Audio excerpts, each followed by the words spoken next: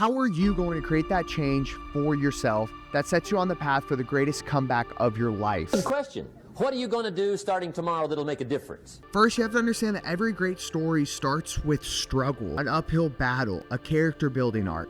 Everyone goes through lows of their lives. Most people just sit in that routine and let complacency take over, to where they usually end up getting stuck. Their life is good enough to just be passable, to stay in that routine instead of figuring a way out. This is why some of the lowest points in your life are the best grounds to create a comeback from, to create that change. Your greatest comeback is broken down into 3 crucial areas: showing up, identity change, and creating action. Principle number 1.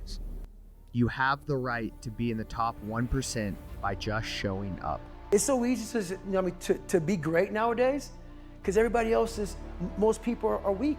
Simply by doing the task or activity every single day, you start to separate yourself from the pack of average people almost immediately. To get into the top 1% of podcasts, you simply have to create 21 podcast episodes. This is because most fail, close, quit before they even hit this number. So simply by showing up day after day over a few months, you can be in the top 1% of podcasts by simply releasing the episodes. I'm reading a book called Hidden Potential by Adam Grant, and I think he phrases this perfectly. Evidence shows that although kids and novices learn chess faster if they're smarter, intelligence becomes nearly irrelevant in predicting the performance of adults and advanced players. Your greatest comeback starts with a decision to show up day after day over a long enough time frame. For the best results, you should choose something between 5 and 10 years for everything from getting trim to building a business. Simply by showing up day after day and doing the reps on the right problems, you can create the life you want, day in and day out. Simply by showing up every single day, you become the 1%. Now listen to principle number 2 to create that lasting change. Principle number 2. Comeback starts with identity change. Your new normal of being in the top 1% means you cannot keep doing what you've been doing. You don't need motivation if that change happens on an internal level because it's who you are. A fit person works out. A trim person eats healthy. A successful salesman makes the calls. What I mean by this is that you do the hard things every day, even when you don't feel like it, because it's who you are, not because you have the motivation to do it. This leads to your current standards, your operating temperature, kind of where you feel the normal is. Is it overeating and binging, or is it waking up early and exercising hard? When you choose to start thinking through your standards, it becomes easier to aim your life towards greatness, towards a comeback that no one could have seen coming. One of the best ways I've found is reframing old beliefs. My absolute favorite is I have unlimited energy. I use this when running an ultra marathon after 6 hours of deep aerospace engineering work while working out early every morning. In an interview with The Profile, author James Clear of Atomic Habits discusses the concept of identity being central to habit formation and change.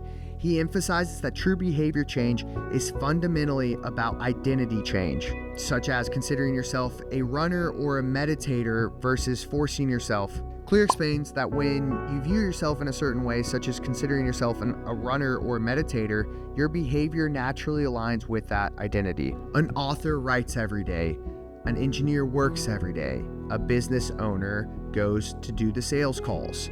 An athlete works out. You get the point. Start to reframe your old beliefs. This final one is one of the most powerful and simple strategies you will ever find on self-help. Principle number 3, the simplest method of change, the notch counter. When we look at self-help, performance coaching, billionaires selling you courses, there are thousands of pieces of advice or quick tips to get fit or rich or whatever your goal is. The problem is that there's too much information actually out there. You constantly screenshot book pages or save a video link for later that you plan to go back tomorrow to and really pull the information out of.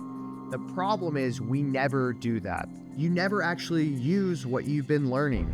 Why this matters is because I have to admit I'm a bit of a self-help junkie. I use all of my time on podcasts, self-help books, motivational videos, and most of the time it's too much information to consolidate down to action items or something that you could actually implement in your life. James Clear actually talks about this like casting votes for who you want to become, like casting votes for a habit, for instance. Doing one push-up may not transform your body immediately, but it casts a vote for being someone who doesn't miss workouts. To create massive, and I mean massive change, use the following system: the notch counter.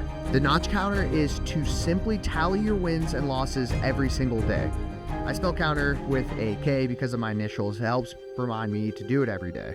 Anyway, the main purpose of this is to create the smallest task you can break your identity change into. You simply tally a win if it's moving you towards what you want to be, who you want to be, and a vote in the loss column if it moves you away. This is it. Just write a W or an L at the top of the page with a date. What I like to do is have it visible while I'm working. When I get done with an hour of work, I tally a win. When I work out, I tally a win. When I get work done, I tally a win. When I spend meaningful time with somebody else, I tally a win. You can do the same with so many other areas of your life. Healthy meals eaten, workouts hit, sessions worked, meaningful meetups. The main point is, instead of stressing out about meal planning for all of your macronutrients and hyper-focusing that you are eating the perfect amount, you eat a healthy meal and you tally a win, or you eat less and you tally a win, or you drink more water than you usually do and you tally a win. Instead of beating yourself up for 3 hours of screen time, you log 3 losses, and then you try and get up and you try and get 4 wins on the board to counteract those 3 losses to make the day a win. Making a comeback is not a destination. It's actually something you choose day by day. Andy Frisella talks about the easiest path to success as creating more wins than losses day after day to create a winning week. String together enough of those weeks, you win the month.